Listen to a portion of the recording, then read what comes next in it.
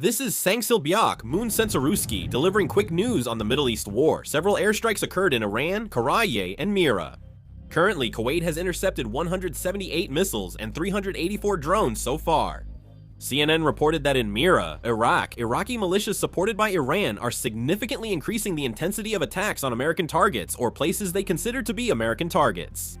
The King Fahd Causeway connecting Saudi Arabia and Bahrain was attacked. The Saudi military intercepted 8 drones near Riyadh and Al-Kharj. Iranian forces continue to attack Saudi Arabia and Bahrain. There have been protests in Bahrain demanding the expulsion of US troops, and protesters are also calling on the Bahraini government to show solidarity with Iran. In Bahrain, an Iranian Shahed drone attacked a building, and a road from Bahrain to Saudi Arabia is burning. The US Central Command has released additional footage showing the destruction of Iranian military equipment.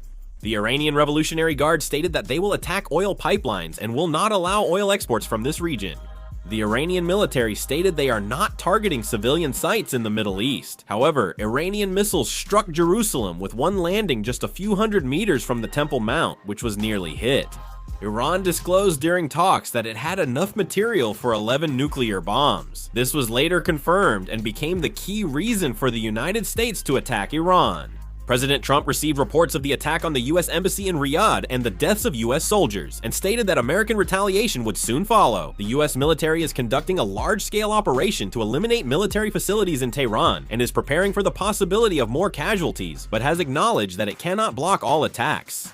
The Israeli Prime Minister said that the war with Iran is a gateway to regional peace, but dismissed concerns that the US and Israel could be drawn into a prolonged conflict despite promises of a swift and easy operation.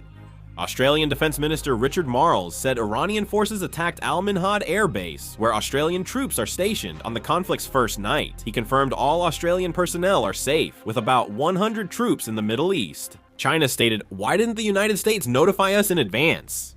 Amazon Web Services, Amazon's cloud computing division, reported that 2 data centers in the UAE and 1 data facility in Bahrain were damaged by attacks from Iranian forces. UNESCO stated that the bombing of an elementary school in Iran by the United States and Israel on Saturday is a serious violation of humanitarian law, and later expressed regret. If more news comes in, I will make and upload another video. This concludes the video. Thank you.